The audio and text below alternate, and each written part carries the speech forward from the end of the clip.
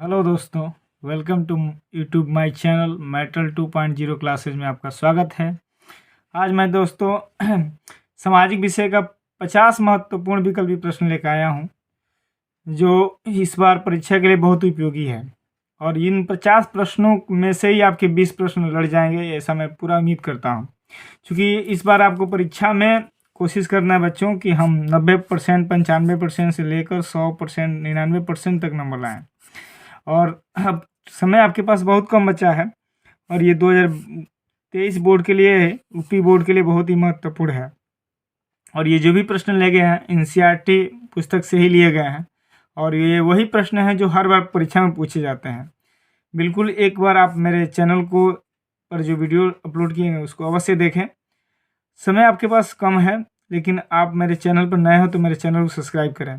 Subscribe इसलिए करें कि मेरे चैनल पर जो भी प्रश्न आएंगे या जो भी वीडियो बनाए जाएंगे वो हर विषय में, हर क्लास के वीडियो आएंगे। इसलिए एक ही चैनल पर आपको हर तरह के मिल जाएंगे। तो आपके अगर अन्य बच्चे भी होंगे तो उनकी भी पढ़ाई आसान हो जाएगी, आपको अन्य चैनल पर नहीं जाना पड़ेगा। तो चलिए बिना देरी करते हुए हम लोग इन महत्वपूर्ण 50 बहुविकल्पी प्रश्नों पर पहुँचते हैं। इसमें जो सबसे पहला हमारा जो प्रश्न है वो प्रश्न है, निम्न में से किस प्रदेश में सीढ़ीदार खेती की जाती है? तो सीढ़ीदार खेती उन्हीं प्रदेशों में की जाती है जिन क्षेत्रों में पर्वतीय क्षेत्र ज़्यादा होते हैं। तो पंजाब में पर्वत के क्षेत्र नहीं है, इसलिए नहीं होगा। गुजरात में भी ये क्षेत्र नहीं है और हरियाणा में भी क्षेत्र नहीं है। उत्तराखंड में पहाड़ी क्षेत्र पाए जाते हैं, तो पहाड़ी वाले ढलान वाली जगहों पर ही सीढ़ीदार खेती किया जाता है। तो ये ऑप्शन आपका घ सही होगा। अगला प्रश्न है, निम्न में से किसको कृषि क्षेत्र कहते हैं? तो बता दें कि जो कृषि क्षेत्र होते हैं इसमें दिया 4 क्षेत्रकों के नाम, जिसमें प्राथमिक क्षेत्र, द्वितीय क्षेत्र और तृतीय क्षेत्र और चतुर्थ क्षेत्र दिया है। तो प्राथमिक क्षेत्र को ही कृषि क्षेत्र कहा जाता है, द्वितीय क्षेत्र को उत्पादक क्षेत्र कहा जाता है, वस्तु निर्माण क्षेत्र में आता है, तृतीय क्षेत्र को सेवा क्षेत्र और चतुर्थ क्षेत्र अलग प्रकार के क्षेत्रों में आता है। अगला है, निम्नलिखित में से किसकी अधिक मात्रा जलोढ़ मिट्टी में पाई जाती है? तो जलोढ़ मिट्टी मतलब वो मिट्टी होती है जो सबसे उपजाऊ होती है। तो जो सबसे उपजाऊ मिट्टी होती है वो जलोढ़ मिट्टी होती है। तो यही पूछ रहा है कि जलोढ़ मिट्टी में क्या क्या पाया जाता है। तो बता दें कि जलोढ़ में पोटास, अगला में दिया है चूना और फास्फोरस, ये सब चीज़ें दिया है और ये दिया है ये सभी। तो मैं बता दूं कि पोटास भी पाया जाता है, चूना भी पाया जाता है, तो फास्फोरस। जब ये तीनों चीज़ पाए जाते हैं तो चौथा ऑप्शन आपका ऑटोमेटिक सही हो जाएगा। अब चलते हैं अगले प्रश्न की तरफ।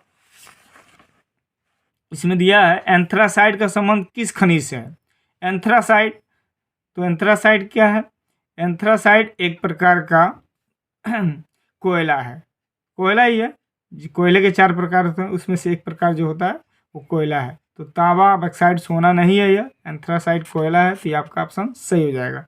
अब चलते हैं अपने 5वें प्रश्न की तरफ।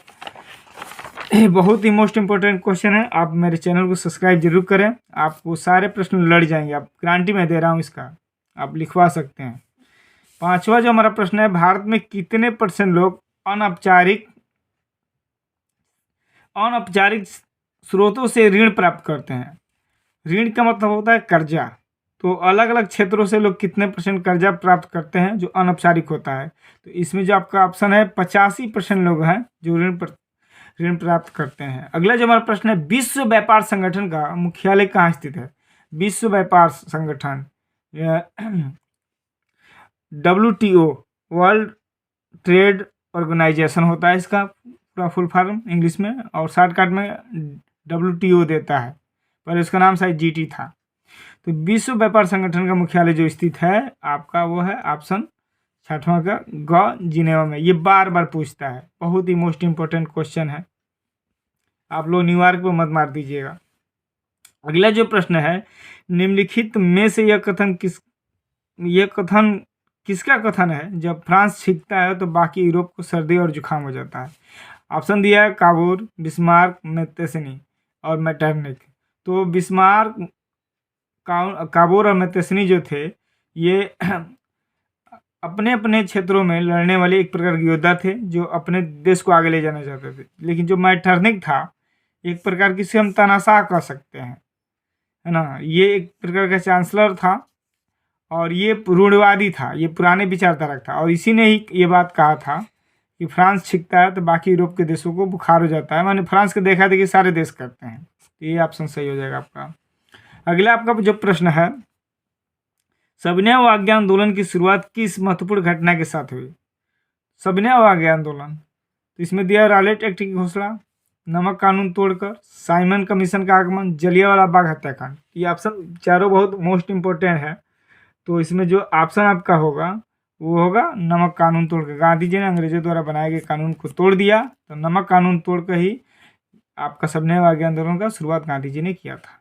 एक प्रकार जान लीजिए, कभी कभी पूछता है कि सविनय अवज्ञा आंदोलन किसके द्वारा चलाया गया था, तो गांधी जी द्वारा चलाया गया था। भारत में सर्वाधिक बोली जाने वाली भाषा कौन सी है? तो भारत में जो सर्वाधिक भाषा बोली जाती है वो हिंदी है। अभी भी 44% के आसपास 44% के आसपास बोली जाने वाली भाषा जो भारत की है वो हिंदी है। तो हम चलते हैं अपने अगले प्रश्न की तरफ, 10वें प्रश्न की तरफ। दोस्तों कहीं जाइएगा मत, बहुत ही मोस्ट इम्पोर्टेंट क्वेश्चन पढ़ा रहा हूँ मैं आपको, और समय आपके पास बहुत कम है। आप आसानी से मेरी बातों को समझिए, मैं प्रश्न के हर एक ऑप्शन को समझा रहा हूँ। अगला जो प्रश्न है, काले दस्ताने और बंधी हुई मुठ्ठियाँ किसकी प्रतीक थे? प्रतीक का मतलब होता है चिन्ह।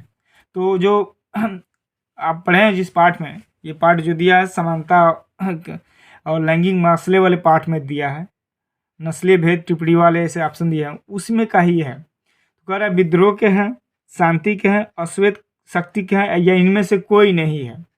तो मैं बता दूं कि जो प्रतीक है अश्वेत शक्ति का है, अश्वेत शक्ति का है। अश्वेत का मतलब काले लोगों के शक्ति का प्रतीक है। आप आज क्रिकेट देखते होंगे या किसी प्रकार गेम देखते हो, उसमें खिलाड़ी उसका समर्थन करते हैं, जो खिलाड़ी नहीं समर्थन करता है उसको प्रतिबंध लग जाता है। अगला प्रश्न है, ग्रामा निम्नलिखित में से किस एक देश को छोड़कर हर जगह तानाशाही पर लोकतंत्र को प्राथमिकता दी जाती है? यानी लोकतंत्र यानी तानाशाही क्या होता है, जिसमें किसी एक व्यक्ति के हाथ में या कुछ लोगों के हाथ में शक्तियाँ यानी शासन की शक्तियाँ उसको दी जाती है। तो इसमें जो ऑप्शन है भारत दिया है, नेपाल दिया है, पाकिस्तान और श्रीलंका दिया है। तो इसमें भारत भी लोकतांत्रिक देश है, लोकतांत्रिक प्राथमिकता है, नेपाल भी अपना चुका है और श्रीलंका भी है, लेकिन श्रीलंका का हालात थोड़ा ख़राब है। लेकिन पाकिस्तान है जहाँ लोकतंत्र को प्राथमिकता नहीं दी जाती है, तो यानी तानाशाही को प्राथमिकता दी जाती है, इसलिए ये ऑप्शन पाकिस्तान आप सही हो जाएगा। अगला प्रश्न है हमारा, लोकतांत्रिक व्यवस्था की राजनीतिक और सामाजिक असमानताओं के बारे में किए गए अध्ययन को हम बताते हैं कि लोकतंत्र और विकास साथ साथ चलते हैं, लोकतांत्रिक व्यवस्थाओं में असमानताएं बनी रहती हैं, तानाशाही और असमानताएं बनी रहती हैं, तानाशाही लोकतंत्र से बेहतर है। तो ये ऑप्शन तो बिल्कुल नहीं है। लोकतंत्र और विकास साथ साथ नहीं चल सकते, इसकी कोई गारंटी नहीं है। तानाशाही में असमानताएं बनी रहती हैं, ये भी बात सही नहीं है। तो आपका जो ऑप्शन होगा आपका ख सही होगा। लोकतांत्रिक व्यवस्था में असमानताएं बनी रहती हैं। सब अपने ही देश में देख लो, क्या सब लोग समान हैं या हर चीज़ समान बना है? तो ऐसा ही है। चाय की खेती के लिए कौन सी मिट्टी उपयुक्त है? देखिए लाल मिट्टी दिया है, जलोढ़ मिट्टी दिया है, लेटराइट मिट्टी दिया है और पर्वतीय मिट्टी दिया है।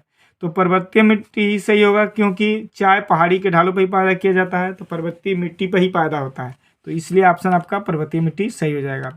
अगला प्रश्न है 14वां, निम्नलिखित में से किस राज्य में सीढ़ीदार खेती की जाती है? तो सीढ़ीदार खेती उन्हीं जगह पर की जाती है। अभी मैंने इसमें फिर प्रश्न को पढ़ाया, फिर ये दोबारा पूछा है, यानी ये प्रश्न बार बार पूछता है। तो इसमें दिया है पंजाब, उत्तर प्रदेश, हरियाणा, उत्तराखंड। तो सीढ़ीदार खेती उन्हीं जगह पर किया जाता है जहाँ पहाड़ी वाले क्षेत्र पाए जाते हैं, तो उन्हीं जगहों पर होता है। तो इसमें भी आपका पंजाब नहीं होगा, उत्तर प्रदेश नहीं, हरियाणा नहीं होगा, तो उत्तराखंड ऑटोमेटिक हो जाएगा, क्योंकि यहाँ पहाड़ी वाले क्षेत्र पाए जाते हैं। अगला जो हमारा प्रश्न है, पश्चिम रेलवे का मुख्यालय स्थित है? तो इसमें दिया दिल्ली में, कोलकाता में, मुंबई में, अमृतसर में। तो पश्चिम रेलवे का जो मुख्यालय है वो आपका मुख्य रूप से आपका मुंबई में है। ये आपका ऑप्शन सही हो सकता है। अब आपके अगले प्रश्न की तरफ हम लोग बढ़ते हैं, वो आपका 16वां प्रश्न होगा, निम्नलिखित में से कौन सा देश विकसित देश है? तो मैं बता दूं कि विकसित देश वो देश होते हैं जिनके पास हर प्रकार के संसाधन उपलब्ध होते हैं और वहाँ की जनता सबसे ज़्यादा पढ़ी लिखी होती है और वहाँ किसी प्रकार की कोई चीज़ों में कमी नहीं होती है, तो उन्हीं देशों को विकसित देश कहा जाता है। विकासशील देश वो हैं जो विकास कर रहे हैं। तो ब्राज़ील है, ये अमेरिका का देश है, यही एक देश है जो वहाँ का विकसित देश नहीं है। भारत है, बांग्लादेश है, तो भारत और बांग्लादेश भी विकसित देश नहीं है, विकासशील देश हैं। तो ब्राज़ील, भारत और तीनों ही जब विकासशील देश हो गए तो फ्रांस विकसित देश है, बहुत टेक्नोलॉजी में आगे गया हुआ है। भारत में जीविका का प्रमुख स्रोत है जीविका। तो भारत में लोग सबसे ज़्यादा क्या करते हैं? तो भारत में जो सबसे ज़्यादा लोग करते हैं वो है कृषि। भारत की अधिकतर जनसंख्या कृषि पर निर्भर है। पहले 75% लोग करते थे, लेकिन अभी भी 60% से कम लोग नहीं है जो खेती करते हों। भारतीय रिजर्व बैंक की स्थापना कब की गई थी? भारतीय रिजर्व बैंक वो एक ऐसा बैंक है जो करेंसी नोट जारी करता है।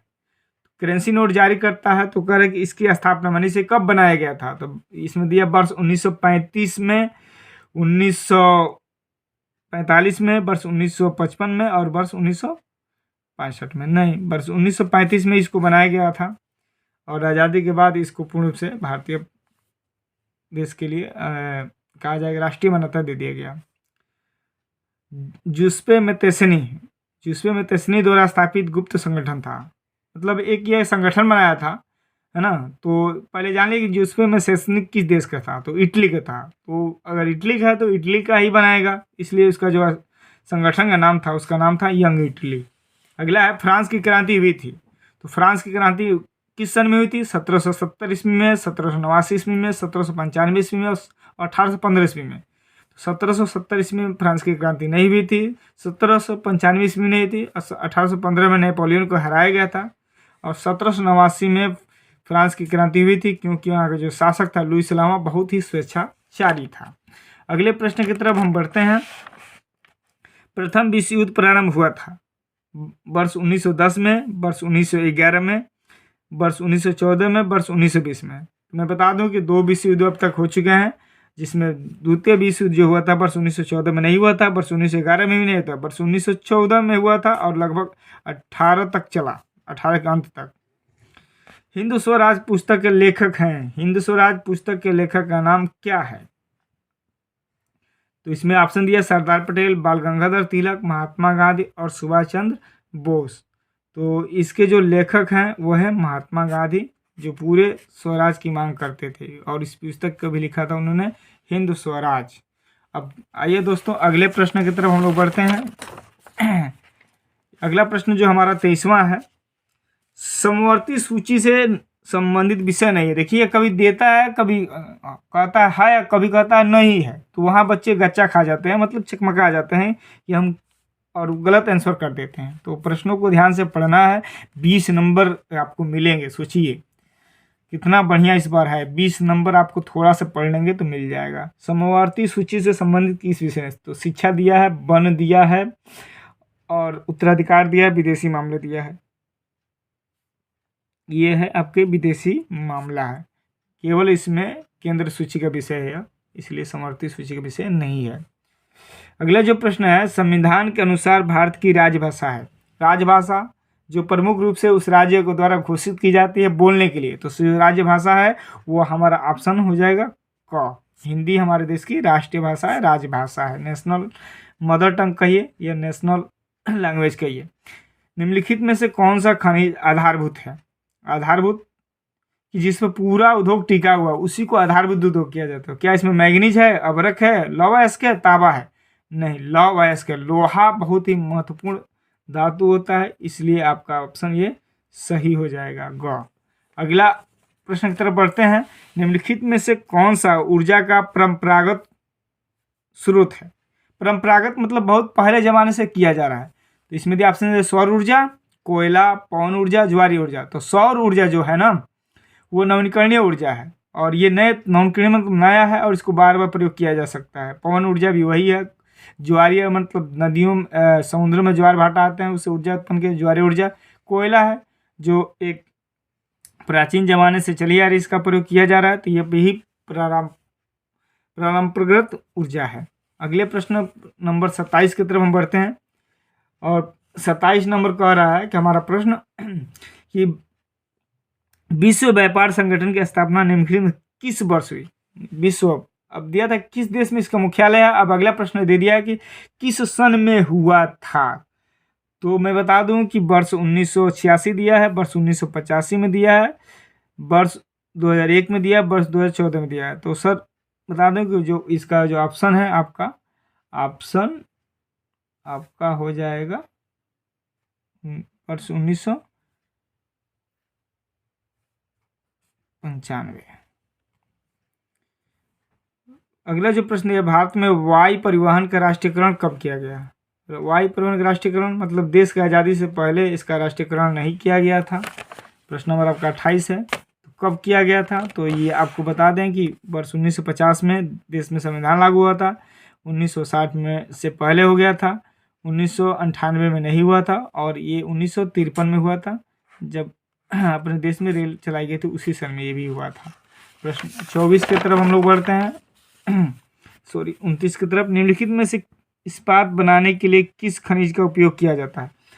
तो मैं बता दूं कि इस्पात जो मूल रूप से लोहे को मजबूत करने के लिए और धातुओं को मजबूत और नया रूपाकार में देने के लिए जो धातु का प्रयोग होता है अभ्रक है। अब अभ्रक का प्रयोग चमकीले धातु के लिए किया जाता है। तांबे का प्रयोग बर्तन वर्तन बनाने के लिए किया जाता है। बक्साइट है, इसमें मैग्नीज है। तो मैं बता दूं कि इसमें सबसे ज़्यादा जिस धातु का प्रयोग किया जाता है उसका नाम मैग्नीज है, जो इस्पात बनाने के काम आता है। अगला हमारा प्रश्न है, निम्नलिखित में से भारत प्रमुख रूप से किसका आयात करता है? आयात माने मंगाना।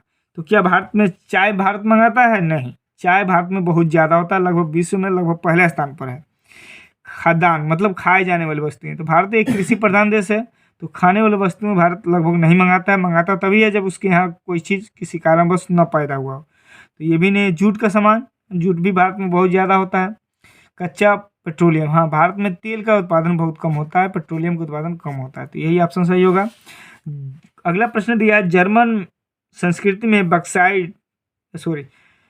बोक्साजिस्ट का आशय था। बोक्साजिस्ट का आशय मतलब हो गया कि राष्ट्र, संविधान, आम जनता और संसद किसे कहा जाता था? तो जर्मन भाषा में ये जो शब्द है बोक्सिस्ट, उसका नाम होता है राष्ट्र। अगला जो प्रश्न है, संसदीय प्रजातंत्र की स्थापना किस देश में सर्वप्रथम हुई? तो मैं बता दूं कि इंग्लैंड पूरी दुनिया में शासन करने वाला देश था और इसी ने सबसे पहले प्रजातंत्र का सिस्टम अपने देश में लाया था संसद के रूप में। तो ये ऑप्शन सही है आपका। चौरी चौरा कांड किस वर्ष घटित हुआ? तो चौरी चौरा कांड जो सबसे पहले जिस वर्ष घटित हुआ इसमें दिया 1920, 1921, 1922 और 1925। मैं जानता हूँ, मैं इसके आसपास गया हूँ, मैं ये जगह जानता हूँ। ये आपका गोरखपुर जिले में पड़ता है और 1922 में किया गया था, और इसमें थाने में सिपाहियों को पकड़ के वहाँ की आक्रोशित जनता ने आग लगा दी थी। इस पर मैं एक वीडियो पहले ही बना चुका हूँ, आप उसको देख सकते हैं। निम्नलिखित में से क्या राज्य सूची का विषय नहीं है? देखिए यहाँ भी दिया राज्य सूची का विषय नहीं है, तो राज्य सूची का जो विषय नहीं है इसमें दिया पुलिस, कृषि, सिंचाई, मृदा नहीं है, बाकी सब है। भारतीय संघ में अवशिष्ट शक्तियाँ किसे प्राप्त है? अवशिष्ट शक्तियाँ राज्य को है, संघ को है। इसमें दिया क और ख दोनों को प्राप्त है, इनमें से कोई नहीं। तो मैं बता दूं कि इनमें से क और ख दोनों को राज्य को भी प्राप्त है और संघ को भी प्राप्त है ना। तो आपके आप प्रश्न हो गए, टोटल आपके 29 प्रश्न हो गए। अब चलते हैं आप लोग 30वें प्रश्न की तरफ। सॉरी दोस्तों, 30वें प्रश्न की तरफ हम लोग बढ़ते हैं और ये आपका 30वां प्रश्न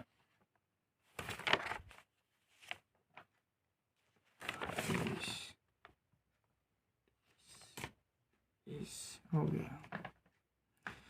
चलिए अब आगे हम बढ़ते हैं अपने 36वें प्रश्न की तरफ। थोड़ा सा मिस्टेक हो गया था। किस देश के विकास को निर्धारित करने का आधार है? किस देश को विकास करने को निर्धारित आधार है? स्वास्थ्य और शिक्षा का स्तर, प्रति व्यक्ति आय, व्यक्तियों के साक्षरता स्तर, उपरोक्त सभी। तो उपरोक्त सभी ही सही है, क्योंकि ये तीनों ही चीज़ होगा तभी कोई देश विकास कर सकता है और देश में विकास हो सकती है। तो यह आपका ऑप्शन सही है।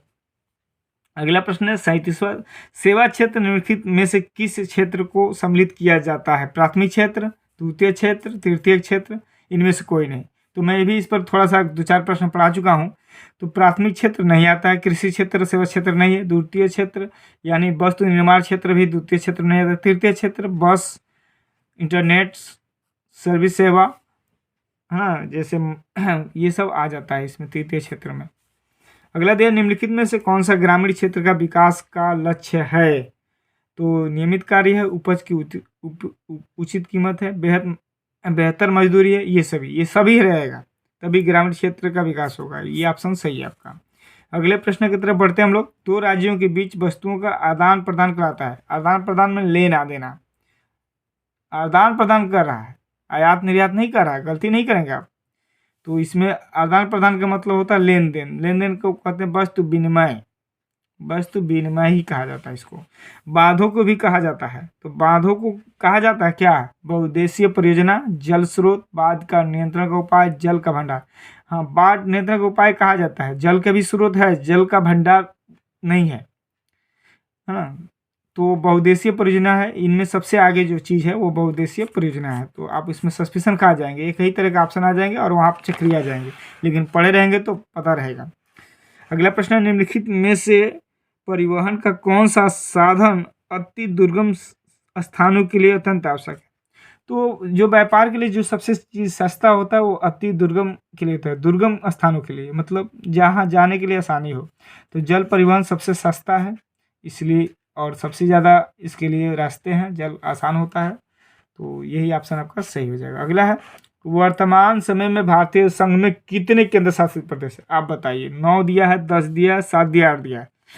पहले 8 था, अब 9 हो गया है, क्योंकि एक राज्य को तोड़कर 2 भागों में बांटा गया, तो राज्य की संख्या में कमी है और में बढ़ गया। तो वर्तमान समय में आपके यहाँ 9 केंद्र शासित प्रदेश हैं, आप जान लीजिए। अब हम बढ़ते हैं अपने अगले प्रश्न की तरफ। अगला जो प्रश्न है, पुनर्जागरण का उद्भव किस देश से हुआ था? मतलब पुनर्जागरण किस देश में? पुनर्जागरण का मतलब होता है पुनः जाग जाना। रेनेसां शब्द से बना है ये शब्द, इसलिए इसका मतलब होता है पुनः जाग जाना। तो किस देश से हुआ था? तो इसमें रोम दिया है, इटली दिया है, ब्रिटेन दिया है और अमेरिका दिया है। तो मैं बता दूं कि इटली, ये ऑप्शन आपका इटली सही है। आप इस मानवाधिकार दिवस कब मनाया जाता है? मानवाधिकार, इसमें देखिए 10 दिसंबर, 5 सितंबर, 14 नवंबर, 15 अगस्त। 5 सितंबर को शिक्षक दिवस, 15 अगस्त को स्वतंत्रता दिवस भारत में मनाया जाता है, 14 नवंबर को बाल दिवस भारत में मनाया जाता है और 10 दिसंबर को मानवाधिकार दिवस पूरे विश्व में मनाया जाता है। अगले प्रश्न की तरफ बढ़ते हैं। राष्ट्रवाद का प्रारंभ किस देश से हुआ था?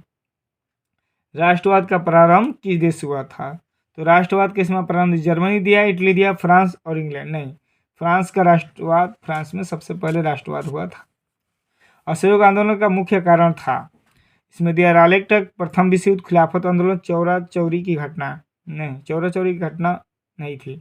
प्रथम विश्व युद्ध से भी इसका असहयोग आंदोलन कोई लेना देना नहीं था, खिलाफत आंदोलन से भी इसका मतलब नहीं था, है ना। तो इसमें जो सबसे पहले जो कारण बना वो रॉलेट एक्ट बना, सिडनी रॉलेट नाम के अंग्रेज अधिकारी ने लाया था। चिपको आंदोलन किससे संबंधित है? मृदा संरक्षण से, वन संरक्षण से, जल संरक्षण से, वायु संरक्षण से। चिपको आंदोलन जो है वो पेड़ों को लोग पकड़ के चिपकते थे, और थे आदिवासी क्षेत्रों की, उत्तराखंड के आसपास क्षेत्रों में, तो उससे चिपकते थे। तो ये जो छत्तीसगढ़, उत्तराखंड जैसे कई राज्य हैं, लेकिन वहाँ वन संरक्षण का जो नियम है, वन जंगलों को बचाने से है चिपको आंदोलन, यानी पेड़ों को लोग पकड़ देते थे, काटने नहीं देते थे। अगला है, कपास की खेती के लिए, कपास की खेती के लिए सबसे उचित भूमि कौन सी है? तो काली मिट्टी है, जलोढ़ मिट्टी है, लाल मिट्टी है, लेटराइट मिट्टी। मैं बता दूं, कपास की खेती के लिए ये सबसे जो उपयुक्त मिट्टी है, लाल मिट्टी नहीं है, लेटराइट मिट्टी नहीं है, और काली मिट्टी है इसके लिए सबसे उपयुक्त, क्योंकि काली मिट्टी में कपास, गन्ना जैसे बहुत बढ़िया फसलें पैदा की जाती हैं। अगला, इनमें से कौन सी रबी की फसल है? तो रबी की फसल वो फसल होती है जो शीत ऋतु के प्रारंभ में बोई जाती है और ग्रीष्म के प्रारंभ में काट ली जाती है। मैं इस पर एक अलग वीडियो बना चुका हूँ, पिछले मेरे कुछ वीडियो उसमें मिल जाएंगे आपको। तो इसमें जो रबी की फसल है, तो इसमें रबी की जो फसल है उसमें आप पूछ रहा है कि कौन सी रबी की फसल है, तो जो रबी की फसल है वह आपका है दालें, ठीक है। धान खरीफ की फसल है, मोटे अनाज भी नहीं है और कपास भी नहीं है। भारत में उपभोक्ता संरक्षण अधिनियम कब लागू किया गया था? तो इसमें दिया 1982, 1984, 1985 और 1986। 1986 में लागू किया गया था मेरे दोस्तों, 1986 में इसको लागू किया गया था। तो इस प्रकार मैंने आपको देखिए आज 50 प्रश्न करा दिए हैं। अगर मेरे चैनल पर आप नए हों और मेरे चैनल को सब्सक्राइब नहीं किया हो तो प्लीज़ सब्सक्राइब करिए और बेल आइकन को दबा दीजिए ताकि नोटिफिकेशन आपको मिलता रहे, और मैं जितना मेरा चैनल ग्रो करेगा, मेरा आत्मविश्वास उतना बढ़ेगा, मैं उतना अच्छा वीडियो बनाऊंगा। Thank you. जय हिंद, जय भारत।